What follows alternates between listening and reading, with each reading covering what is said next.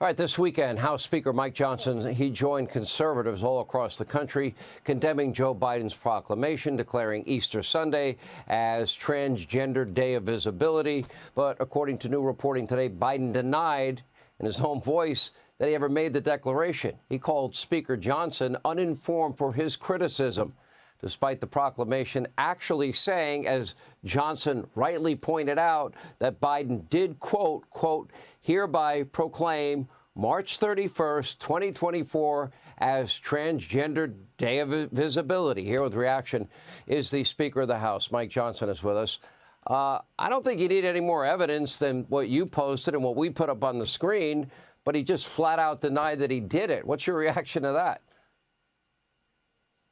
Well, it's his own signature on the document. That's why we posted it. The evidence speaks for itself, as we used to say in the courtroom. But look, it's highly possible that he doesn't even know what he's signing, Sean. I mean, that might be even more alarming. But I think this episode highlights what your two previous guests have already said. I think Vivek and Laura said it very well. This election is about showing the contrast between these two visions for America. And this proclamation on Easter Sunday is just a great example of that. This radical leftist progressive vision for the country is not who we are as Americans. And I think most of the country agrees with us, Sean. And I think that's why we're going to have a very successful election in November. All right, let's look at, I'm not really sure why, maybe I understand why Kevin McCarthy resigned, but then you have Bill Johnson resign, Brian Higgins resign, Mike Gallagher is resigning, and your very slim margin, the slimmest of any House Speaker in history, has gotten even smaller. And look, I feel the same frustration that many other conservatives feel, and that is that they want the Republican majority, united on certain principles like, okay, securing the border and balancing the budget, those two things. But you can't get that consensus. Now, it has now resulted in Marjorie Taylor Greene threatening a motion to vacate. You apparently have been in conversations with her. What is the standing of that? Yeah, Marjorie and I are going to talk again this week. She's frustrated, and we all are, to your point. Every conservative is frustrated about our current position. We have the smallest majority in U.S. history. We have a one-vote margin right now. So it's very difficult to move big things up the field for our principles. But here's how we're going to do it, Sean. It's a very simple formula. We will grow the majority in November. We'll win back the Senate, and Donald Trump will be returned to the White House. If we do a couple of simple things, we have to show what we're for. That's what Vivek was saying earlier. He's exactly right. That's what we've been saying. I talk a lot about the 7 core principles of American conservatism. It's individual freedom, limited government, the rule of law, peace through strength, fiscal responsibility, free markets, human dignity. These are the things that made America the most exceptional nation in the history of the world. We're for those foundational principles, and the Democrats, the progressives, are not. So we got to talk about what we're for, and also, to your point, we've got to unify. When you have such a small majority, if the Republicans will stand together, we have much better, obviously, negotiation strength when we're dealing with Democrats in the Senate and a Democrat in the White House. And finally, we've got to move our conservative agenda, at least incrementally. And we can do that. We can show the American people we can fight on these things. Look, we're for standing up to China and securing the border and protecting American jobs and unleashing American energy and changing the budgeting and spending habits of Washington. But it takes every single Republican in the House to stand together to do that. And I think now people feel the gravity and the weight of this, the importance of it. And I think we're going to do that in the days ahead. It's a long time to November, but it'll be here before you know it, and it can't get here soon enough. All right, let's talk about the status with Marjorie Taylor Greene. And Frank, I'm going to be very frank. I understand her frustration. I understand Chip Roy's frustration, sure. Freedom Caucus members' frustration. If I had to guess, you share it.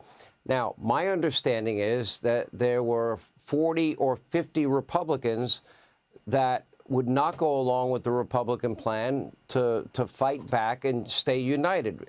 Was the number really that high? And what is the status of your discussions with Marjorie?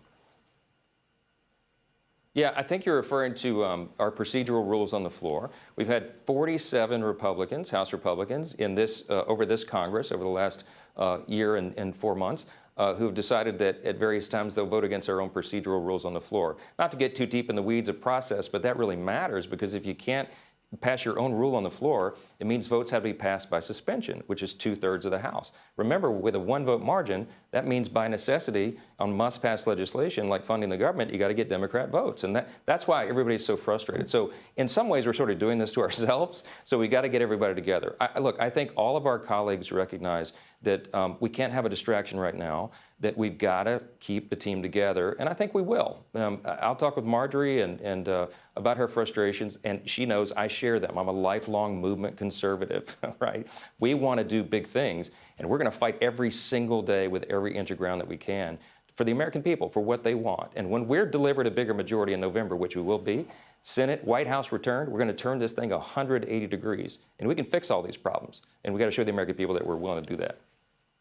Well, our very own Chad Pergram, who knows all things Hitchhiker's Guide to All Things Congress, is rightly pointing out with the thin margin that you have, there is a risk here that this would be, I think, the first time in history that a sitting speaker could actually be switched in midterm. I mean, is there really a possibility that Hakeem Jeffries could emerge a winner in this if, in fact, that action is taken?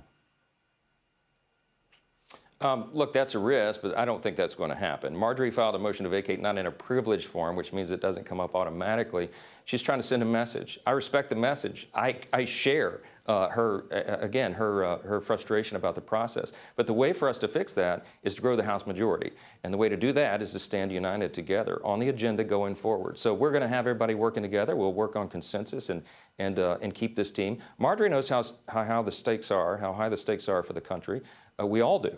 And that's why it's never been more important for us to stand together, and I think we will. I think all our colleagues understand that. We're going to get through this. Hakeem is not going to be the speaker, and we'll take care of business. We'll do it for the American people. So I think the big takeaway for me is that I think we need more conservatives in the Republican Party elected to the House, number one. Number two, I think the small majority has to stick together. I wouldn't want your job. I've had at-length discussions with former Speaker Newt Gingrich about this very issue. And to be honest, I mean, he says it's almost job impossible at this point because you have varying factions within your coalition in your majority that is very slim, and unless everybody agrees, you can't really accomplish the things you want to accomplish. Now, I say that to the American people because they need to be aware that House elections really matter, and the size of a majority really matters. If you have a 30-seat majority, you get a lot more done than you can with, a 3-seat majority or a 2-seat majority, whatever it ends up being in the end. So I think that's very critical. Tell us about the efforts that you will be involved in to help elect Republican House members. Yeah, that's great, Sean. You're exactly right. GrowTheMajority.com. Let me throw the website in.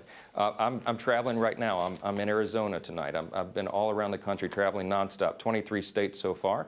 We've recruited strong conservative candidates who can help us turn this mess around, and they're running very strong. We're going to win this election cycle. We're going to have a comfortable margin. Even the pollsters are saying that now. But we got to stick together and get this through the finish line. We'll finish strong for the people. We'll keep fighting every single day. And we appreciate you keeping everybody informed. All right, Speaker Johnson, thanks for being with us. We appreciate it. Hey, Sean Hannity here. Hey, click here to subscribe to Fox News YouTube page and catch our hottest interviews and most compelling analysis. You will not get it anywhere else.